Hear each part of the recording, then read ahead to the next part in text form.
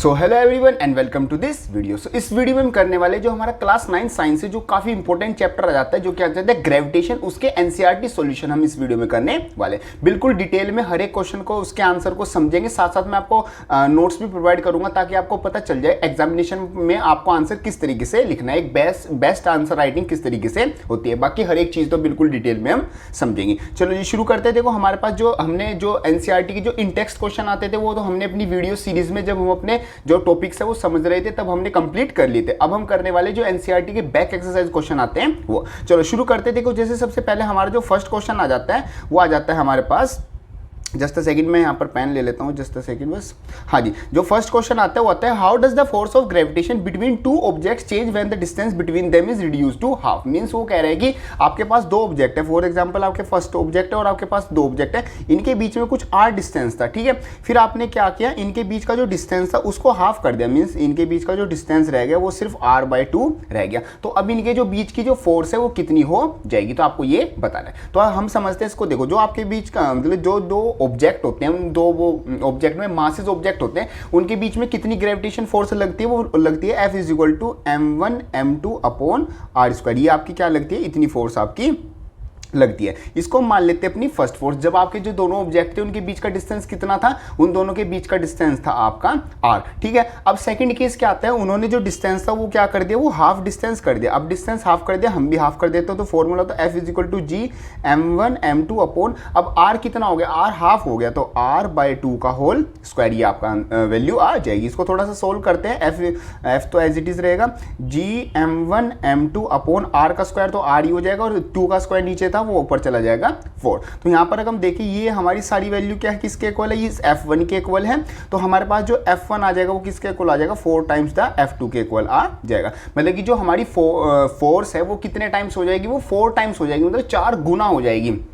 ऐसा मतलब फोर्स बढ़ी क्यों है, क्योंकि आपको पता है जो फोर्स होता है वो डिस्टेंस के इनवर्सली प्रोपोर्शनल होता है। तो अगर हम डिस्टेंस को कम कर देंगे तो ऑटोमेटिकली जो फोर्स है उसकी वैल्यू हमारी बढ़ जाएगी। तो यहाँ पर हमारे पास जो फोर्स आएगी मतलब वो क्या हो जाएगी, 4 टाइम्स। उसने पूछा था ना कि what the distance, how does the force of gravitation, तो फोर्स क्या हो जाएगी, new force 4 times the first force हमारी हो जाएगी। क्लियर है। चलो आगे चलते हैं, इस तरीके से इसका सोल्यूशन रहने वाला है। चलो हम नेक्स्ट क्वेश्चन करते हैं। नेक्स्ट क्वेश्चन आपका आता है gravitation force acts on all object, ठीक है। ग्रेविटेशन जो फोर्स लगती है वो हर एक ऑब्जेक्ट पर लगती है प्रोपोर्शन टू देयर मासेस के हिसाब से लगती है, ठीक है। Why then a heavy object does not fall faster than the light object. फिर भी जो आपका एक लाइट ऑब्जेक्ट होता है, फॉर एग्जाम्पल एक आपका बड़ा स्टोन है और एक आपका क्या है, कॉटन का छोटा सा एक पार्टिकल हो गया, तो फिर भी जो ये हैवी पार्टिकल है ये अर्थ पर जल्दी गिरता है। तो ऐसा क्यों होता है, तो इसका सिंपल जो आंसर आ जाता है वो आ जाता है कि देखो जो एक्सेलरेशन ड्यू टू ग्रेविटी होता है वो तो दोनों ऑब्जेक्ट पे जी ही लगेगा, मतलब कि जो अर्थ है दोनों ऑब्जेक्ट को सेम स्पीड से सेम फोर्स से ये अट्रैक्ट करेगी। बट यहाँ पर पॉइंट किया जाता है, यहाँ पर आ जाता है बीच में एयर रेजिस्टेंस। तो बीच में हमारे पास क्या है, एटमोस्फेयर है, एयर है। तो उस एयर की वजह से जो ये हैवी पार्टिकल है इस पे तो एयर रेजिस्टेंस क्या लगेगा, कम लगेगा। इस वजह से तो ये क्या आ जाएगा, जल्दी से नीचे आ जाएगा। बट ये अगर कॉटन का कोई हमारे पास छोटा सा मतलब कि छोटी सी कॉटन का एक पार्टिकल है तो इस पर जो एयर रेजिस्टेंस है वो ज़्यादा लगेगा, इस वजह से नीचे आने में क्या लगेगा, इसको ज़्यादा टाइम लगेगा। इसलिए यहाँ पर जो आपका जो हैवी ऑब्जेक्ट होते हैं वो जल्दी से नीचे गिरते हैं, जल्दी से नीचे की तरफ अट्रैक्ट होते हैं अर्थ की तरफ, इन कंपैरिजन टू जो आपके लाइटर ऑब्जेक्ट होते हैं उनके। बाकी आंसर आपका इस तरीके से आ जाता है, the gravitation force acting is definitely more in case of heavier object than the light object, but the acceleration depends upon the ratio of the force acting on the body of the masses of the body. Since gravitational force acting on the body is proportional to their masses, acceleration due to gravity same for all the body is respective of their masses. Same वही बात है कि जो acceleration due to gravity है वो तो irrespective of their mass है, but वो एयर रेजिस्टेंस की वजह से ही यहाँ पर क्या हो जाएगा, वो जो हैवी ऑब्जेक्ट है वो आपका जल्दी नीचे गिरेगा और जो लाइट ऑब्जेक्ट है वो आपका लेट गिरता है। बट जो कैपिटल जी होता है वो तो बेसिकली आपके दोनों के जो प्रोडक्ट होता है उनके इक्वल होता है। तो यहाँ पर तो जो कैपिटल जी है बेसिकली वो मास पर डिपेंड होता है, बट जो स्मॉल जी है वो मास पर डिपेंड नहीं होता। ये बात आपको ध्यान रखनी है।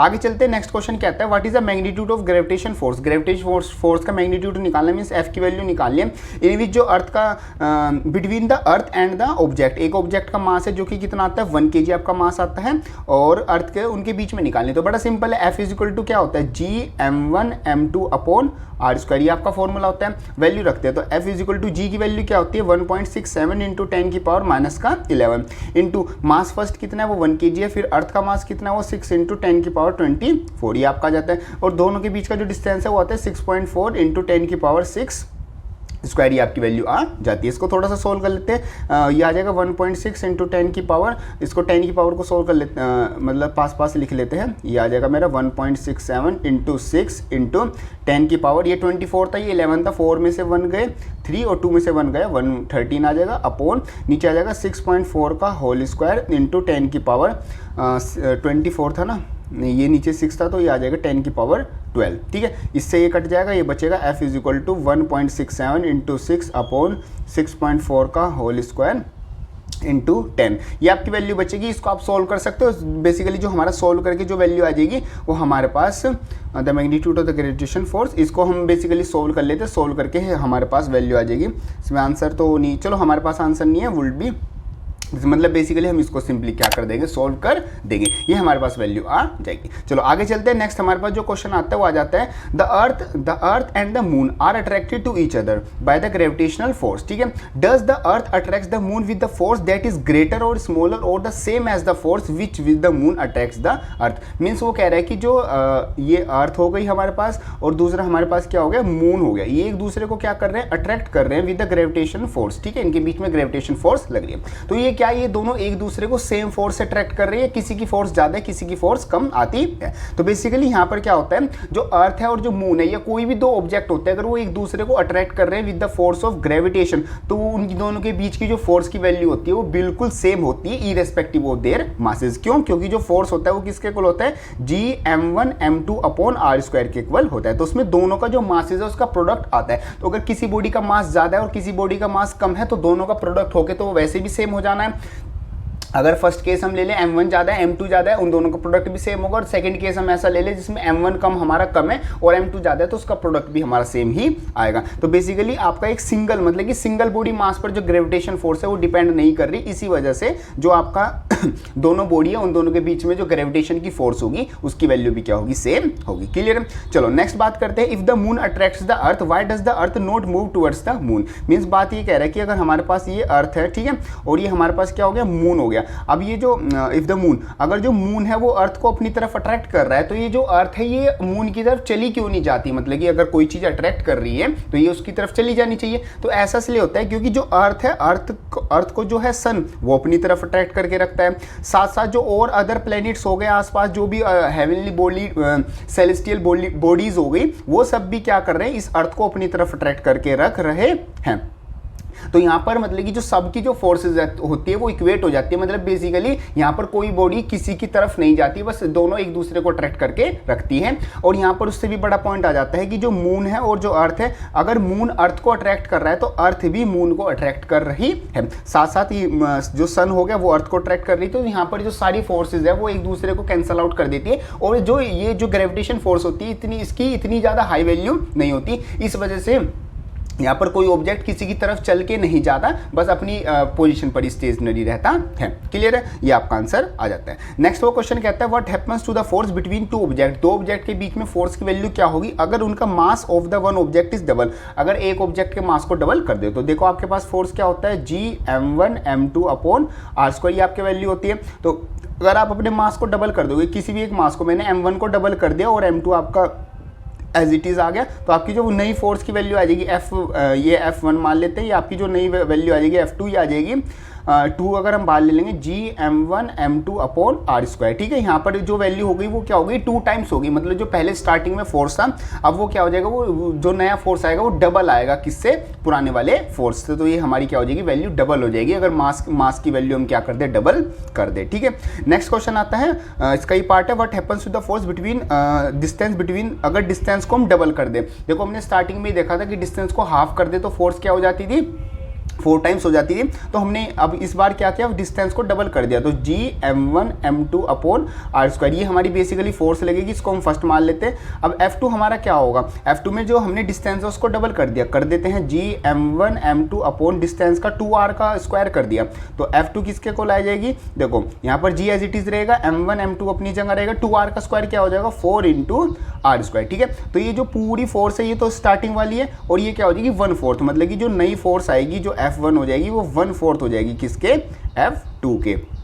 तो ये हमारे पास क्या आ जाएगी, दोनों फोर्स का रेशियो आ जाएगा, मतलब जो नई फोर्स आएगी वो 1/4 टाइम्स हो जाएगी अपनी पुरानी वाली फोर्स के। और ऐसे ही अगर उसका ट्रिपल कर देंगे तो ट्रिपल में यहाँ पर अपने नीचे आप क्या लिख दोगे, F = Gm1m2/3r का स्क्वायर। तो 3r का क्या स्क्वायर क्या हो जाएगा, 1/9 इंटू आपकी जो स्टार्टिंग में F1 थी वो। ठीक है जी, ये आपकी F3 आपकी आ जाएगी। तो अगर आप ट्रिपल कर दोगे तो उसमें क्या हो जाएगा, आपकी 3 टाइम्स हो जाएगी। तो इस तरीके से आपके बेसिक आपके सॉल्यूशन आते हैं और इस तरीके से आपको उसको समझने हैं।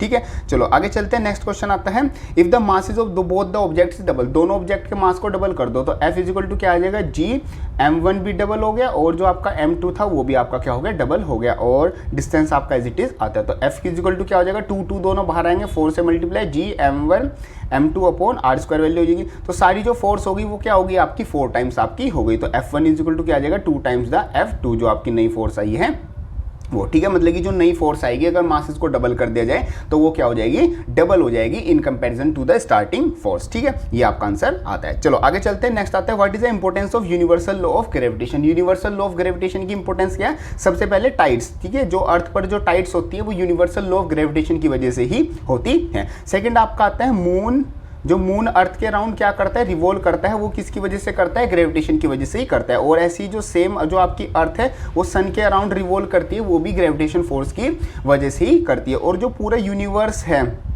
वो आपस में बाइंड किस वजह से है, वो बेसिकली ग्रेविटेशन फोर्स की वजह से ही बाइंड है। मतलब हम बेसिकली हम अर्थ से क्यों लगे, मतलब कि अर्थ पर क्यों रह रहे हैं, वरना हम अर्थ को कब के छोड़ के चले जाते हैं, मतलब उड़ जाते हैं यहाँ से। क्यों, क्योंकि अर्थ ने क्या हुआ है, ग्रेविटेशन फोर्स से हमें बाइंड करके रखा हुआ है। तो ये सब कुछ इंपॉर्टेंस आ जाती है। बाकी आप यहाँ से एक बार चेकआउट कर सकते हैं, ये सब कुछ हमारी इंपॉर्टेंस आती है यूनिवर्सल लॉ ऑफ ग्रेविटेशन। ठीक है, नेक्स्ट आपका क्वेश्चन आता है, what is the acceleration of free fall. Free fall का एक्सीलरेशन कितना होता है, तो वो स्मॉल g = 9.8 मीटर/सेकंड² आपका होता है। जब भी आपकी कोई बॉडी फ्री फॉल मोशन करेगी, मतलब कि वो under the influence of gravity आपकी नीचे डाउनवर्ड डायरेक्शन में जाएगी, तो उस पर एक्सीलरेशन लगता है कितना, g = 9.8 मीटर/सेकंड²। ये आपकी वैल्यू आती है। और जो आपकी g होती है ये क्या करती है, मास पर डिपेंड नहीं करती। आपकी बॉडी चाहे हैवी हो, चाहे लाइट बॉडी हो, चाहे आप हो, चाहे कोई मतलब कि बहुत बड़ा एक रॉक हो गया, मतलब बहुत बड़ा पत्थर हो गया, अगर वो अर्थ पर दोनों गिर रहे हैं तो वो सेम स्पीड से ही, मतलब कि सेम उन पर जो ग्रेविटेशन फोर्स लगेगी वो सेम ही लगेगी। बस बीच में एयर रेजिस्टेंस की वजह से जो हैवी ऑब्जेक्ट है वो तो जल्दी गिर जाएगा, और जो आपका लाइट ऑब्जेक्ट है उस पर एयर रेजिस्टेंस ज़्यादा लगेगा, इस वजह से वो थोड़ा लेट नीचे आएगा। ठीक है, चलो नेक्स्ट आता है, what do we call the gravitation force between the earth and the object. Earth और ऑब्जेक्ट के बीच की जो ग्रेविटेशन फोर्स है उसको बेसिकली हम क्या बोलते हैं, ठीक है, उसको बेसिकली हम बोलते हैं वेट। वेट का मतलब क्या होता है, W = मेरा mg होता है। देखो ग्रेविटेशन फोर्स मतलब कि F किसके इक्वल होती है, Gm1m2/r² की वैल्यू के इक्वल होती है। अब ये जो हमारी F होती है किसके इक्वल होती है, मेरी ma के इक्वल भी होती है।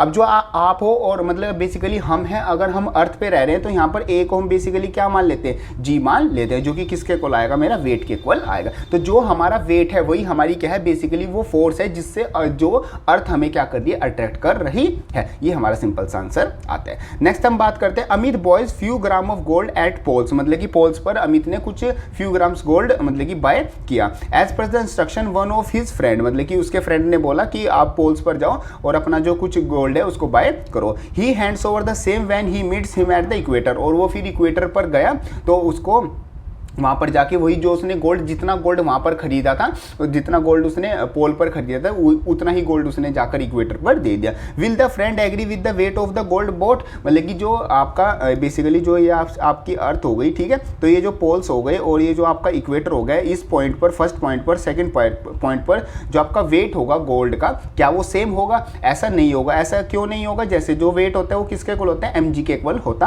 है। अब यहाँ पर आपका सेंटर पॉइंट है, पोल से आपका ये डिस्टेंस हो गया और इक्वेटर से आपका डिस्टेंस आपका हो गया। अब देखो इक्वेटर पर जो आपकी ग्रेविटेशन की वैल्यू होती है, GE लिख लेता हूं, वो क्या होती है, वो कम होती है। पोल्स पर आपकी जो वैल्यू होती है वो ज्यादा होती है। ये मैंने आपको क्लासेस मतलब कि हम अपना जो समझने का काम है, जो introduction gravitation, universal law of gravitation समझ रहे थे, वहां पर भी आपको बात बताई थी, आपसे क्वेश्चन भी पुट अप किया था कि जो पोल्स पर जो ग्रेविटी की वैल्यू होती है, ग्रेविटेशन फोर्स की वैल्यू होती है, वो ज्यादा होती है इन कंपैरिजन टू इक्वेटर। क्यों? क्योंकि बीच का डिस्टेंस की वजह से, ठीक है, डिस्टेंस कम है तो आपकी जो ग्रेविटी की वैल्यू होती है पोल्स पर वो क्या होती है, ज़्यादा होती है। अब देखो यहाँ पर हम W1 ले लेते हैं WP मतलब पोल्स पर वेट कितना होगा। तो मास, देखो मास तो सेम ही रहेगा, मास तो आप पोल्स पर चले जाओ, चाहे इक्वेटर पर चले जाओ, चाहे पूरी अर्थ पर कहीं पर भी रहो, साथ साथ आप पूरी यूनिवर्स में कहीं पर भी जा सकते हो, मास तो आपका कांस्टेंट ही रहेगा। और यहाँ पर ग्रेविटी कितनी है, ग्रेविटी आपकी पोल्स पर GP लगेगी और W=mGE मेरा लगेगा, मतलब वेट ऑन इक्वेटर। अब यहाँ पर आपको पता है जो इक्वेटर पर जो ग्रेविटी है वो पोल से क्या आती है, कम आती है। तो आपकी जो GP की वैल्यू हो जाएगी वो क्या हो जाएगी, ज़्यादा हो जाएगी। अब GP की वैल्यू ज़्यादा होने की वजह से जो WP है उसकी वैल्यू भी क्या आएगी, ज़्यादा आएगी। क्यों, क्योंकि ये तो जो दोनों वैल्यूज़ है मास की, ये तो दोनों कांस्टेंट ही आती हैं, तो इनसे कोई फर्क नहीं पड़ेगा। GP की वैल्यू ज़्यादा होने की वजह से जो WP मतलब वेट ऑन पोल्स उस पर क्या आएगी, ज़्यादा आएगी। तो अगर कोई पर्सन, कोई XYZ, जैसे यहाँ पर अमित था, अमित अगर कोई गोल्ड बाय करता है पोल्स पर और उसको इक्वेटर पे लेके जाता है, तो इक्वेटर पर उसका जो मास है वो मतलब वेट है वो क्या हो जाएगा, वो कम हो जाएगा। ये आपका सिंपल सा बेसिक अंडरस्टैंडिंग क्वेश्चन की आती है। ठीक है जी, चलो आगे चलते हैं। नेक्स्ट क्वेश्चन आता है, why will be the sheet of paper fall slower then the crumbled ball. मतलब कि जैसे आपके पास एक कोई शीट ऑफ पेपर होगी, वो नीचे गिर रही है, ठीक है, इसी पेपर को आपने मतलब कि ऐसे मोड़ दिया, ऐसे मतलब कि क्रम्बल कर दिया, तो ये क्या करेगा, धीरे धीरे नीचे गिरेगा। तो ऐसा क्यों होता है, तो यहाँ पर जो कंसेप्ट लगता है वो आपका लगता है एयर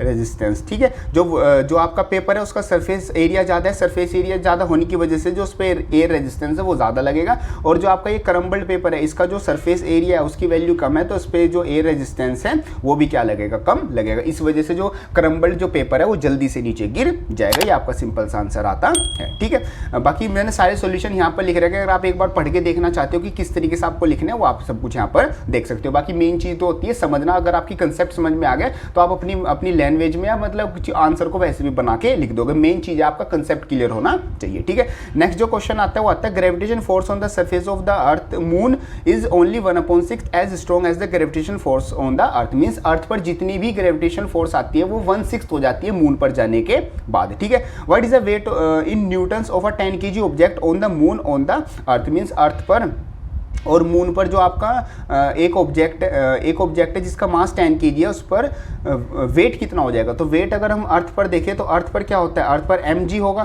ठीक है, मास कितना है वो 10 kg है, वहाँ पर ग्रेविटी कितनी लगती है वो 9.8 लगती है। तो यहाँ पर क्या हो जाएगा, आपका हो जाएगा 98 न्यूटन, इतना क्या लगेगा, अर्थ पर आपका वेट लगेगा। अब यहाँ पर हम बात करते हैं वेट ऑन मून। मून पर आपका वेट कितना लग रहा है, वो भी mg लगेगा, बट मास कितना है 10 kg है, बट वहाँ पर जो ग्रेविटी लगती है वो क्या होती है 1/6 ऑफ 9.8। 9.8 की क्या हो जाएगी, 1/6 हो जाएगी। तो बेसिकली आपको 98 का क्या करना है, 1/6 आपको करना है। देखते पूरा कटता है क्या, शायद नहीं, पूरा तो नहीं कटेगा, 3 से काट लेते हैं, नहीं कम 18 17, 3 से भी नहीं जाएगा, 2 से चले जाएगा। 2 ये आपको क्या हो जाएगा, 2 3 जा और 2 4 जा 2 9 जा, तो 49/3 आ जाएगा। और आंसर आ जाएगा हमारा 3 1 जा 3 9 3 6 जा 18 1 0 3 3 जा 9 16.3 समथिंग आपके न्यूटन क्या आ जाएगा, वेट आपका आ जाएगा। चेकआउट कर लेते हैं, हाँ 16.33 न्यूटन आपका फोर्स आ जाएगा। तो इस तरीके से आपकी वैल्यू आती है। ठीक है जी, चलो नेक्स्ट बात करते हैं। अब ball is thrown vertically upward, एक बॉल को नीचे से क्या किया गया, ऊपर फेंका गया। ठीक है, ऊपर फेंका गया with the velocity, initial velocity कितनी थी उसकी 49 मीटर पर second. Calculate the maximum height of which it rises, मतलब कि वो कितनी ऊपर तक जा सकती है। ठीक है, देखो उसकी जो फाइनल वेलोसिटी है ऊपर जाकर वो क्या हो जाएगी, 0 मीटर पर सेकेंड उसकी वेलोसिटी हो जाएगी। अब यहाँ पर उसने कुछ वैल्यू दी है, नहीं उसने और कुछ वैल्यू दी नहीं दी, और हमें ग्रेविटी की वैल्यू पता है वो होती है 9.8 मीटर पर सेकेंड स्क्वायर। अब हमें क्या निकालनी है, मैक्सिमम हाइट निकालनी। तो मैक्सिमम हाइट हम कैसे निकाल सकते हैं, v² = u² प्लस का 2a, ये हम फॉर्मूला यूज कर सकते हैं, क्योंकि इसमें जो s है वो हमें हाइट की वैल्यू दे देगा, और v u और a हमें वैल्यू पता है। जो वैल्यूज हमें पता है और जो वैल्यूज हमें निकालनी है उन दोनों के जो बीच का जो रिलेशन होता है वो बेसिकली हमें यूज करना होता है। ठीक है, ये v² आता है। चलो v² कितना होगा, तो 0 का स्क्वायर हो जाएगा, u² 49 का होल स्क्वायर माइनस का 2 इंटू एक्सेलेरेशन। अब देखो यहाँ पर जो g की वैल्यू है वो क्या लोगे, आप नेगेटिव लोगे। क्यों, क्योंकि आपकी जो बॉडी है वो डाउनवर्ड डायरेक्शन में नहीं जा रही है, वो अपवर्ड डायरेक्शन में जा रही है। मतलब कि आपका जो ग्रेविटी की फोर्स लगती है वो तो ऊपर से नीचे लगती है, बट आपकी जो बॉडी है वो अपवर्ड डायरेक्शन में नीचे से ऊपर की तरफ जा रही है। तो g की वैल्यू हो जाएगी माइनस का 9.8 इंटू s मतलब कि आपका जो h आता है वो आपका आ जाएगा। ठीक है, इसको सोल्व कर लेते, आ जाएगा 0 = 49 का स्क्वायर माइनस का ये आ जाएगा 18 और 1 19.6, और ये माइनस क्या हो जाएगा, u² प्लस, यहाँ पर प्लस आता था तो ये हो जाएगा ये प्लस और ये बेसिकली माइनस इंटू एच, ठीक है, ये वैल्यू आपकी आ जाएगी। इसको उधर भेजते हो जाएगा 49 का square is equal to 19.6 h, ठीक है, ये हो जाएगा 49 इंटू 49 अपॉन 19.6 इंटू आपका क्या हो जाएगा एच। इसको 19.6 की जगह आप वही रहने दो 2 इंटू 9.8, क्योंकि इसको हम डायरेक्ट यूज़ करेंगे 2 इंटू 9. इससे आपकी कैलकुलेशन क्या हो जाएगी, थोड़ी शॉर्ट पड़ जाएगी। 2 इंटू 9.8, ठीक है, इज इक्वल टू आपका क्या हो गया, एच आपकी वैल्यू हो गई, ठीक है। तो पॉइंट हटा के ऊपर 0 लगाओगे तो 49 वन ज़ा और 49 टू ज़ा, और ऊपर वैल्यू आ गई आपकी 490 अपॉन 2 इंटू 2 आपकी वैल्यू आ गई। इसको और हम काट सकते हैं, 2 टू ज़ा 4, 2 5 ज़ा 2 4 ज़ा 8 आ जाएगा और 2 5 इतना, तो 245 अपॉन 2, इसको और भी कट कर सकते हैं, पॉइंट में आ जाएगी 2 1 ज़ा 2, 2 2 ज़ा 4, 2 2 ज़ा 4.5, तो 122.5 इतना क्या वैल्यू थी, या हम क्या निकाले डिस्टेंस, तो इतने मीटर, तो इतने मीटर आपका क्या आ जाएगा, डिस्टेंस आपका आ जाएगा। एक बार आंसर मैच कर लेते हैं, 122.5 122.5 इस तरीके से आप अपने निकाल सकते हो, हाइट निकाल सकते हो। बेसिकली आपको ना मतलब अपना पूरा दिमाग खुला रखना है और वैल्यूज़ देखनी है, क्या वैल्यूज़ आपको दी हुई हैं, क्या वैल्यूज़ आपको निकालनी है, उन दोनों के बीच में क्या बेस्ट रिलेशन और क्या बेस्ट फॉर्मूला लग सकता है। बाकी आप जितनी ज़्यादा प्रैक्टिस करोगे, और जैसे मैंने अपनी जो रिवीजन वीडियोज़ है, साथ साथ अपनी जो कंसेप्चुअल थ्योरेटिकल समझाई है, जब आपको सारा थ्योरी पार्ट समझाया तो वहाँ पर मैंने आपको शॉर्टकट ट्रिक्स और ये सारी चीज़ें समझाई है। अगर आप उसको एक बार देख लेते हो तो आप न्यूमेरिकल्स में अपने आप ही आपको समझ में आ जाएगी कि किस तरीके से आपको न्यूमेरिकल्स करने हैं, ठीक है।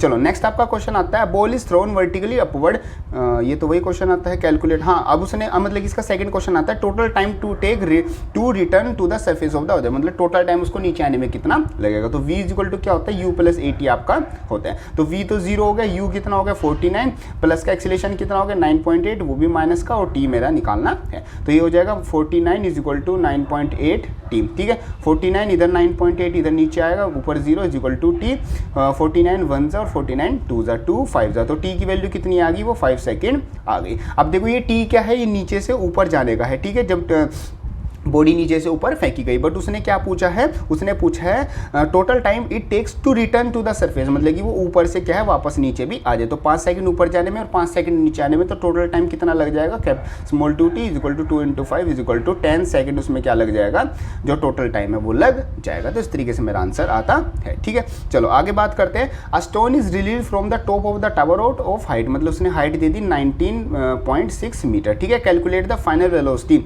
हमें v निकालनी है, ठीक है। अब देखो आपको पता है जब भी कोई बॉडी फ्री फॉल करती है उसमें इनिशियल वेलोसिटी कितनी होती है, वो 0 आपकी होती है, और g आपको यहाँ पर दिया हुआ है 9.8, ठीक है। सॉल्व करते हैं, क्या निकालनी है, v निकालनी है। तो v कैसे निकलेगी, v square is equal to u square plus का 2a, ये हम फॉर्मूला यूज कर लेंगे। तो v हमें क्या है पता नहीं है, u कितना है मेरा 0 है, 2 इंटू एक्सीलरेशन कितना है 9.8 का होल स्क्वायर। देखो यहाँ पर g की वैल्यू पॉजिटिव ही लेंगे, क्यों, क्योंकि ऑब्जेक्ट ऊपर से नीचे गिर रहा है। s हाइट कितनी है, वो है 19.6, तो u square is equal to ये क्या आ जाएगा 2 इंटू 9.8, ओ स्क्वायर थोड़ी आएगा, ये मैंने स्क्वायर गलती से लिख दिया, हाँ ये वैल्यू आ जाएगी 9.8 इंटू 19.6, ठीक है। v square is equal to, अब देखो उसको आप सोल्व कैसे करोगे, मतलब एक शॉर्टकट मेथड किस तरीके से होता है, वी स्क्वायर इक्वल टू 9.8 को आप 2 से मल्टीप्लाई करोगे तो आपकी क्या आ जाएगी 19.6 आ जाएगा, इंटू 19.6 उसने अलग से वैल्यू दे ही रखी है, तो वी ऑटोमेटिकली क्या हो जाएगा 19.6 मीटर पर सेकेंड, ये आपकी वैल्यू क्या आ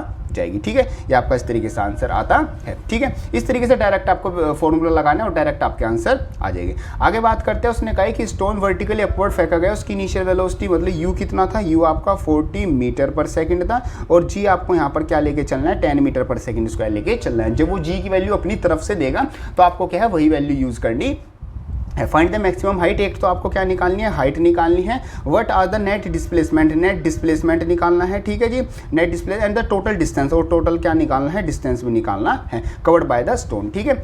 ये सारी वैल्यूज आपको निकालनी है। चलो सोल्व कर लेते हैं। देखो इनिशियल अब stone is thorny vertically upward फेंका गया, तो यहाँ पर v की वैल्यू क्या हो जाएगी, वो 0 आपकी हो जाएगी। सबसे पहले आपको क्या निकालनी है, मैक्सिमम हाइट निकालनी है, तो आपके पास फॉर्मूला होता है v square is equal to u square plus का 2as, v कितना है 0 है, u कितना है 40 का स्क्वायर है, ठीक है, प्लस का 2 इंटू, अब बॉडी ऊपर फेंकी गई है, ऊपर फेंकी गई है तो g की वैल्यू क्या लोगे, वो माइनस में आपकी वैल्यू हो जाएगी, तो ये आ जाएगा 2 इंटू माइनस का 10, ठीक है। 2as इंटू हाइट कितनी है, हाइट मेरे को निकालनी है, ठीक है। 0 is equal to 0 is equal to 40 का स्क्वायर 4 का स्क्वायर 1600 और माइनस का 220 इंटू एच, ठीक है। ये आ जाएगा 1600 अपॉन नीचे 20 इज इक्वल टू एच। 10 से 10 कट जाएगी, 2 4 जा 00 थी ना, हाँ 2 4 जा, फिर तो पॉइंट में आ जाएगी value. U square is equal to u square plus का 2as, ठीक है। 4 जा और 0 तो h इज इक्वल टू, हाँ h, हाँ 40 तो आ गया, h is equal to 40 metre. ये मेरे पास क्या आ गई, h की वैल्यू आ गई। अब उसने क्या पूछा था, total displacement, what find the maximum height reach by the stone, what is the net displacement. Net displacement कितना होगा, तो नेट डिस्प्लेसमेंट आपका क्या हो जाएगा, वो 0 हो जाएगा। ये आएगी 40 मीटर। कैसे, जब बॉडी ऊपर जाएगी, पहले बॉडी आपकी क्या जाएगी, ऊपर जाएगी, ऊपर जाने के बाद वो क्या आ जाएगी, फिर वापस से नीचे आएगी, तो वो जहाँ पर आई है वहीं पर गिरेगी, मतलब जैसे वो गई ऐसे ही आ जाएगी, तो नेट डिस्प्लेसमेंट आपका 0 हो जाएगा। डिस्टेंस आपका कितना होगा, जाने का डिस्टेंस प्लस आपका आने का डिस्टेंस, जाने और आने का डिस्टेंस सेम होगा, तो आपका जो डिस्टेंस हो जाएगा वो आपका 80 मीटर आपका हो जाएगा। अब यहाँ से आप अपनी टाइम की वैल्यू भी निकाल सकते हो, v is equal to u plus का 80 के फॉर्मूले से। अगर वो टाइम पूछेगा तो आप टाइम की वैल्यू निकाल दोगे, या जो भी वैल्यू आपसे पूछता है वो वैल्यू आप डायरेक्ट की उसको फॉर्मूला लगा के, न्यूटन्स इक्वेशन ऑफ मोशन लगा के आप वैल्यू लगा दोगे। बस आपको ध्यान रखना है जी कब पॉजिटिव रखना है, कब नेगेटिव रखना है, इन चीज़ों का आपको ध्यान रखना है, ठीक है। चलो एक बार आप चेक कर लेते हैं, वही एस इज इक्वल टू 80 और आपका टोटल डिस्टेंस, हाँ 80 हमारा 40 आया था ना, ओ नहीं देखो ये गलती कर दी हमने कैलकुलेशन में, छोटी सी। देखो ये क्या होता है, 2 8 जा होता है ना, 2 8 जा 16 होता है, तो ये आ जाएगा 80, इसका ध्यान रखना। 2 8 जा और ये 80 आएगा, तो ये 80 और ये भी 80 प्लस का 80, ये आ जाएगा 160, ठीक है। वो मैं 2 मतलब कि मैं 4 का टेबल चला दिया, ठीक है। इस चीज़ का आपको ध्यान रखना है, ठीक है। बाकी कंसेप्ट आपका वही आता है, ठीक है। चलो नेक्स्ट हमारे पास आता है calculate the gravitation force between the अर्थ और सन के बीच में निकालनी है। तो फॉर्मूला देखो आपको वही लगता है, physical to G m1 m2 upon r square. तो f फिजिकल टू किसके इक्वल आ गया, g आपकी कितनी होती है 1.67 इंटू 10 की पावर माइनस का 11। मासेस दोनों बॉडी का मास कितना है, अर्थ का मास होता है 6 इंटू 10 की पावर 24 और जो सन का मास होता है 2 इंटू 10 की पावर 30, ठीक है। नीचे आप अपने दोनों के बीच का क्या रख दोगे, डिस्टेंस रख दोगे। डिस्टेंस क्या आता है 1.5 इंटू 10 की पावर 11 स्क्वायर। तो बेसिकली आप इसको सोल्व करना है, सोल्व करने के बाद आपकी डायरेक्ट वैल्यू आ जाएगी, जो कि मैं आपको डायरेक्ट वैल्यू यहाँ पर दी हुई नहीं हुई ना, कोई नहीं, मैं यहाँ पर आपकी शो कर देता हूँ, ये आपकी क्या आ जाएगी, डायरेक्ट वैल्यू आ जाएगी। क्लियर है। चलो आगे बात करते हैं, आ स्टोन इज अलाउड। देखो मेन क्वेश्चन, इंपॉर्टेंट क्वेश्चन इस टाइप के आते हैं जब इसमें बॉडी आपको ऊपर से नीचे की जा रही है। जितने भी हम क्वेश्चन करके आए हैं ना, जहाँ पर हम जो अपना न्यूटन्स इक्वेशन ऑफ मोशन है वो यूज़ कर रहे हैं, वो इंपॉर्टेंट क्वेश्चन आपके होते हैं। एक क्वेश्चन आता है, stone is allowed to fall from the, मतलब कि ऊपर से नीचे फेंका गया, हाइट आपकी कितनी आती है, h is equal to 100 metre आपकी हाइट आती है। ऊपर से अगर नीचे फेंके जा रहा है तो इनिशियल वेलोसिटी कितनी हो गई, वो आपकी 0 हो गई। At the same time another stone is projected vertically upward. अब यहाँ पर देखो क्वेश्चन थोड़ा सा इंटरेस्टिंग हो गया, आपकी ऊपर टावर, मतलब कि ऊपर से एक ऑब्जेक्ट नीचे फेंका गया, ठीक है। उसी टाइम पर एक ऑब्जेक्ट नीचे से ऊपर फेंका गया, और जो यहाँ पर हाइट आती है वो आपकी क्या आती है, यहाँ पर h, यहाँ से लेके यहाँ पर h हाइट आती है, जो कि क्या आती है बेसिकली 100 मीटर आपकी आती है, ठीक है। From the ground with the velocity, और इनिशियल वेलोसिटी कितनी थी उसकी, इनिशियल वेलोसिटी थी ये आपका ऊपर से नीचे फेंका गया, यहाँ पर मैं लिखता हूँ ये ऊपर से नीचे फेंका गया और ये वाला नीचे से ऊपर फेंका गया, v 25 मीटर पर सेकंड से ऊपर फेंका गया। आपको बताना है calculate when and where two stones meet, मतलब कि वो दोनों स्टोन कहाँ पर मिलेंगे। तो हम मान लेते हैं वो ना इस जगह पर मिलेंगे, आप अपना कोई भी जगह ले सकते हो, स्टार्टिंग की A और ये B, मैं मान लेता हूँ वो C पोजीशन पर मिलेंगे। C जो पोजीशन आ जाती है वो मेरी मतलब ग्राउंड से क्या आ जाती है, x डिस्टेंस पर आती है, तो बचा वो ऊपर का डिस्टेंस क्या हो जाएगा 100 माइनस x आपका हो जाएगा। होप करता हूँ ये चीज़ आपकी, मतलब ये तो बेसिक अंडरस्टैंडिंग है, ये समझ में आ गई होगी, ठीक है। क्योंकि टोटल डिस्टेंस x है, तो नीचे का अगर x हो, टोटल डिस्टेंस 100 है, नीचे का मैंने x मान लिया, तो ऊपर का ऑटोमेटिकली 100x आपका हो जाएगा। तो हम अपना जो फ्री फॉल निकालते हैं वो A से लेके C तक का निकालते हैं। तो फ्रॉम हम निकालते हैं A से लेके C, A से लेके C तक हमें क्या निकालनी है, व्हेन एंड वेयर, मतलब कि कितना डिस्टेंस और कितने टाइम पर आपका लगेगा। तो हम क्या निकाल लेते हैं, बेसिकली पहले डिस्टेंस ही निकाल लेते हैं।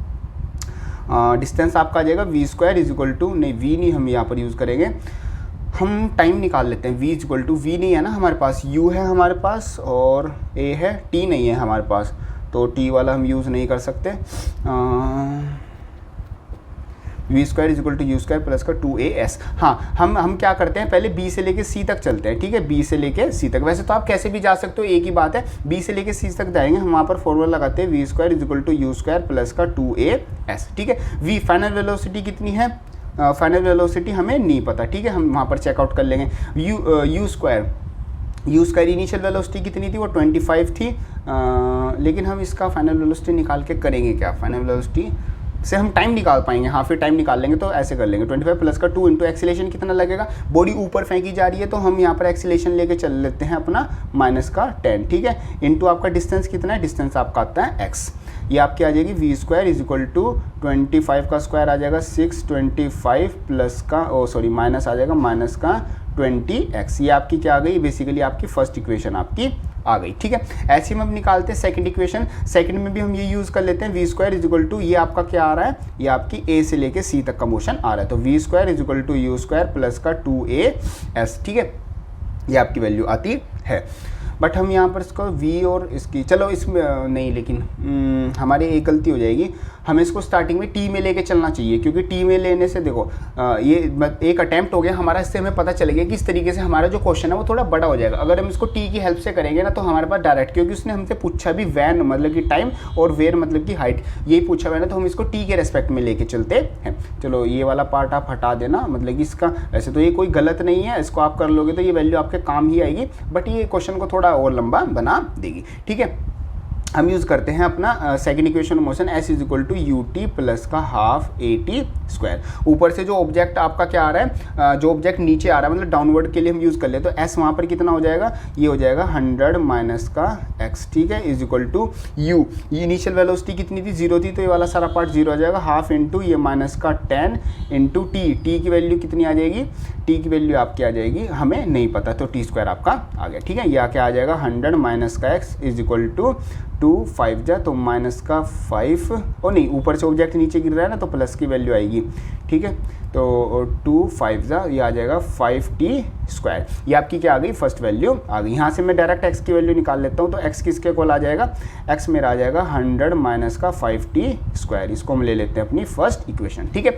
अब ऐसे हम निकाल देते हैं सेकंड के लिए, तो s is equal to U T plus का हाफ ए टी स्क्वायर, ठीक है, ये क्या आ जाएगी नीचे से ऊपर के लिए, तो नीचे से ऊपर का डिस्टेंस है x, u इनिशियल वेलोसिटी कितनी थी, इनिशियल वेलोसिटी उसने फेंका था 25 से, तो 25 इंटू टी प्लस का हाफ ए, एक्सीलेशन कितना आएगा, एक्सीलेशन नीचे से ऊपर फेंका जा रहा है तो माइनस का 10 इंटू टी स्क्वायर, ठीक है, तो x इज इक्वल टू क्या आ जाएगा 25t इंटू 2 5 तो माइनस का 5t स्क्वायर, ये आपकी वैल्यू आ गई। अब मैं ये क्या है, मेरा जो x की वैल्यू है फर्स्ट में से उठा के यहाँ पर रख देता हूँ, x की वैल्यू कितनी थी मेरी 100 माइनस का 5t square is equal to क्या आ जाएगा 25t माइनस का 5t स्क्वायर। अब 5t स्क्वायर से तो 5t स्क्वायर कट जाएगा और 100 इज इक्वल टू क्या आ जाएगा 25t के इक्वल आ जाएगा, तो t की वैल्यू यहाँ पर क्या आ जाएगी 25 4 तो 4 सेकंड, मतलब कि आफ्टर 4 सेकंड वो जो ऑब्जेक्ट है दोनों ऑब्जेक्ट वो आपस में मिलेंगे। और यहाँ से हाइट भी हम निकाल सकते हैं, आप यहाँ पर इस वाली इक्वेशन में क्या रख दो, इस वाली इक्वेशन में टाइम की वैल्यू रख दो, तो x इज इक्वल टू क्या आ जाएगा 100 माइनस का 5 इंटू 4 का स्क्वायर आपका आ जाएगा 4 का स्क्वायर 16, तो 100 इज इक्वल टू ये आ जाएगा 80, तो 100 माइनस का 5 ये आएगा 100 माइनस का 5 इंटू टी कितना था 4, तो x इज इक्वल टू क्या आ जाएगा 100 माइनस का 5 4 जा 20, ठीक है, ओ स्क्वायर करना था 4 का स्क्वायर, ये आ जाएगा 5 इंटू 4 का स्क्वायर 16, तो x इज इक्वल टू 100 16 5 जा 80, तो x की वैल्यू कितनी आ जाएगी वो 20 मीटर आपकी आ जाएगी। तो नीचे से 20 मीटर आप बोल सकते हो, नीचे से 20 मीटर पर वो आपका मिलेगा, या फिर ऊपर से अगर आप बोलना चाहोगे तो ऊपर से वो 80 मीटर पर आपको मिलेगा, ठीक है। तो अगर आप जो टाइम बता रहे हो वो ऊपर से नीचे वाला टाइम बता रहे हो तो आपको जो डिस्टेंस है वो भी ऊपर से नीचे वाला ही बताना होगा। तो टाइम आपका 80 मीटर आ गया, और जो डिस्टेंस 80 मीटर, टाइम कितना आ गया, वो टाइम कितना आया था हमारे पास 4 सेकेंड। 4 सेकेंड बाद वो दोनों ऑब्जेक्ट है वो नीचे टकरा जाएंगे, और ग्राउंड से हाइट कितनी होगी वो 80 मीटर आपकी होगी, ठीक है। ये आपका डिस्टेंस दोनों तरीके से आ जाता है। 75 अगर आप 9.8 लेके चलोगे मीटर पर सेकंड स्क्वायर जी की वैल्यू, तो आपका मतलब कि छोटा सा वेरिएशन आ सकता है। आप अपना 10 भी लेके चल सकते हो, इसमें आपको कोई ज़्यादा मार्क्स नहीं कटेंगे, मतलब कोई मार्क्स का डिटेक्शन नहीं होगा, क्योंकि कैलकुलेशन उससे इजी हो जाती है, ठीक है। चलो नेक्स्ट आपका क्वेश्चन आता है, ball is thrown vertically returns to the thrower, मतलब कि एक बॉल नीचे से ऊपर फेंकी गई, ठीक है, नीचे से ऊपर फेंकी गई, फिर वो वापस से ऊपर से नीचे आ गई, ठीक है, इन 6 सेकंड। जो टोटल टाइम लगा उसमें कितना लगा 6 सेकंड आपको टाइम लगा। Calculate the velocity with the वो थ्रोपर, मतलब नीचे से वो कितने उससे वेलोसिटी से फेंकी गई। देखो आपके पास यहाँ पर जो टाइम की वैल्यू आती है वो आपको क्या आ जाती है 3 सेकंड, मतलब सिर्फ ऊपर जाने का टाइम। यहाँ पर जी की वैल्यू क्या होगी, माइनस का 10 मीटर पर सेकंड स्क्वायर में लेके चल देता हूँ। और आपकी हाइट हमें को नहीं पता, हमें क्या निकालनी है, वेलोसिटी निकालनी है। The velocity which with is thrown up, मतलब कि उसकी इनिशियल वेलोसिटी आपको निकालनी है। फाइनल वेलोसिटी क्या होगी वो आपको पता है, जब कोई ऑब्जेक्ट नीचे से ऊपर फेंका जाता है तो उसकी फाइनल वेलोसिटी 0 होती है। तो सॉल्यूशन क्या निकालना है, यू निकालना है। सोल्व करते हैं, v is equal to u plus का 80, v कितना है 0 होगा। u इनिशियल वेलोसिटी कितनी थी हम निकाल लेंगे, पता नहीं है। एक्सीलरेशन कितना है, माइनस का 10 आता है। और t टाइम आपका कितना लगा, 3 सेकंड आपका लगा। तो u कितना आ गया, वो आपका 30 मीटर पर सेकंड आपकी वैल्यू आ जाएगी। मतलब बॉडी आपको 30 मीटर पर सेकंड की स्पीड से आपने नीचे से ऊपर फेंकी थी। मैक्सिमम हाइट रीचेज, लेकिन वो मैक्सिमम हाइट कितनी जाएगा, तो हाइट आपका क्या निकाल, S is equal to time, तो S is equal to U T plus का हाफ 80 स्क्वायर, ठीक है। S is equal to U कितना है 30 इंटू 3 प्लस का हाफ इंटू जो आपके एक्सीलरेशन की वैल्यू है वो कितनी है, वो माइनस का 10 नीचे से ऊपर फेंका जा रहा है, इंटू टी का स्क्वायर, 3 का स्क्वायर 9, तो 2 यहाँ पर आ जाएगा 5। तो एस इज इक्वल टू 33 जा, आ जाएगा 90, माइनस का 9 5 जा 45। तो एस की वैल्यू क्या आ जाएगी, 45 मीटर आपका क्या आ जाएगा, डिस्टेंस आपका आ जाएगा। तो इस तरीके से आपको बेसिक से न्यूमेरिकल ये सोल्व करने हैं, ठीक है। होप करता हूँ जिस स्पीड से मैं चल रहा हूँ वो भी आपकी समझ में आ रहा होगा। देखो बेसिक अंडरस्टैंडिंग है, पहले आपको ध्यान रखना है क्वेश्चन में वैल्यूज देखनी है, फिर आपको डायरेक्ट फॉर्मूला वहाँ पर लगाना है, ठीक है। Its position after 4 second, 4 second बाद उसकी पोजीशन कितनी होगी। अब देखो ये क्वेश्चन थोड़ा इंटरेस्टिंग बन गया। अब यहाँ पर देखो ऑब्जेक्ट नीचे से ऊपर जाने में कितना लग रहा था उसको टाइम, 3 सेकंड आपको टाइम लग रहा था। फिर वापस से नीचे आने में उसको कितना लग रहा था, 3 सेकंड उसको टाइम लग रहा था। तो हमें 4 सेकंड बाद निकालना, तो 3 सेकंड उसको ऊपर जाने में लगी, 4 सेकंड पे वो कहाँ होगा, वापस से नीचे आने पर वो कुछ इस जगह पर आपका होगा, ठीक है। हमने टोटल हाइट निकाल ली, वो मेरी कितनी आ गई, 45 मीटर आपकी आ गई, ठीक है। मैं मान लेता हूँ ग्राउंड से वो क्या है, एक्स हाइट पर, मतलब कि एक्स हाइट पर ऊपर था, तो ये कितना हो जाएगा 45 माइनस का एक्स आपका वैल्यू आ जाएगी। अब ऑब्जेक्ट का हम शुरू करते हैं, ऊपर से यहाँ से ले लेते हैं ए और ये लेते हैं हम बी पॉइंट, कि ये ए से लेके बी डिस्टेंस तक आता है, या फिर हम इसको x ले लेते हैं, ठीक है। ये ऊपर वाला x और नीचे वाला ऑटोमेटिकली 45 माइनस का x, ये मेरी वैल्यू आ जाएगी। चलो सोल्व कर लेते हैं। तो यहाँ पर मेरे को बेसिकली क्या निकालना है, मेरे को बेसिकली निकालना है इट्स पोजीशन आफ्टर 4 सेकंड, मतलब कि उसकी वहाँ पर हाइट निकालनी है। तो एस आपके किसके को लगता है, S is equal to U T plus का हाफ 80 स्क्वायर। अब ऑब्जेक्ट ए से स्टार्ट हुआ है तो मतलब एक तरह से फ्री फॉल यहाँ पर हुआ है, तो एस मेरे को नहीं पता, एस तो एस की वैल्यू क्या आ गई, बेसिकली मेरी एक्स आ गई। यू वहाँ पर क्या होगी, इनिशियल वेलोसिटी होगी, क्योंकि वो ए से स्टार्ट हुए हैं, फ्री फॉल वाला केस ले रहे हैं, तो ये केस तो ये तो सारी वैल्यू मेरी 0 हो जाएगी, हटाम दे देंगे। हाफ इंटू जी, वो ऊपर से नीचे गिर रहे हैं, तो प्लस का आपका क्या आ जाएगा 10 आ जाएगा, इंटू टाइम कितना लगा, टाइम वहाँ पर उसको देखो 3 सेकंड ऊपर से नीचे आने में, मतलब टोटल तो 4 सेकंड लगा, 3 सेकंड तो उसको ऊपर जाने में लगी, बट बाकी जो बचा वो 1 सेकंड है, वही तो उसमें ही तो वो नीचे आया, तो टाइम आपका क्या जाएगा 1 सेकंड का स्क्वायर, तो 2 5 जा, तो एक्स की वैल्यू क्या आ जाएगी 5 मीटर, मतलब कि वो क्या होगा यहाँ पर 5 मीटर आपका ऊपर होगा, मतलब कि ऊपर से, मतलब कि आपका टॉप से वो 5 मीटर नीचे आपका होगा। अगर आप ग्राउंड से हाइट निकालना चाहते हो तो टोटल डिस्टेंस आपका कितना आता है, टोटल डिस्टेंस आपका आता है 45 मीटर, ठीक है, जो ग्राउंड से टॉप लेवल तक का आता है। तो ये पॉइंट आपका कहाँ होगा, उसमें से 5 माइनस कर दो, मतलब 40 मीटर आप लिख सकते हो, 40 metre from the ground, 40 metre from the ground आपका क्या होगा, ये एक्स पॉइंट आपका होगा। तो इस तरीके से आपका सॉल्यूशन आता है, ठीक है जी। चलो और कुछ क्वेश्चन, हाँ जी क्वेश्चन अभी आ रहे हैं। वो कहता है in which direction does the buoyant force of the object immerse in a liquid act, मतलब बाइंड फोर्स आपकी किस डायरेक्शन में लगती है, तो वो हमेशा अपवर्ड डायरेक्शन में आपकी लगती है, ठीक है। Why does the block of plastic release under water come up with the surface of water, मतलब कि हमने जैसे मतलब कि थ्योरी पार्ट में समझा भी था कि जब आप एक प्लास्टिक ब्लॉक को वाटर के अंदर डालते हो तो वो अपवर्ड मतलब ऊपर क्यों आ जाता है, क्यों, क्योंकि उस पर एक बाइंड फोर्स लगती है, एक अपथ्रस्ट फोर्स लगती है, जिसकी वजह से वो क्या करता है ऊपर की डायरेक्शन में आ जाता है। क्लियर है। चलो नेक्स्ट आपका आता है अब volume of 50 gram of substance is 20 gram, volume इतना आता है, it is density of water is this, what substance will float और सिंक। देखो यहाँ पर डेंसिटी क्या होती है, अगर डेंसिटी ऑफ सब्सटेंस जो वाटर से अगर ज्यादा हो जाए तो वो डूब जाएगा, अगर वाटर से कम है तो वो तैर जाएगा। तो हम यहाँ पर डेंसिटी निकाल लेते हैं, तो rho is equal to mass upon क्या होता है, वॉल्यूम होता है। तो मास आपका कितना आता है 50 ग्राम आता है, 50 ग्राम, और वॉल्यूम आपका कितना आता है 20 सेंटीमीटर क्यूब आपका आ रहा है। तो 20 तो ये क्या आ जाएगा 2.5 आपका आ जाएगा 2.5 डेंसिटी मास अपॉन वॉल्यूम, मतलब कि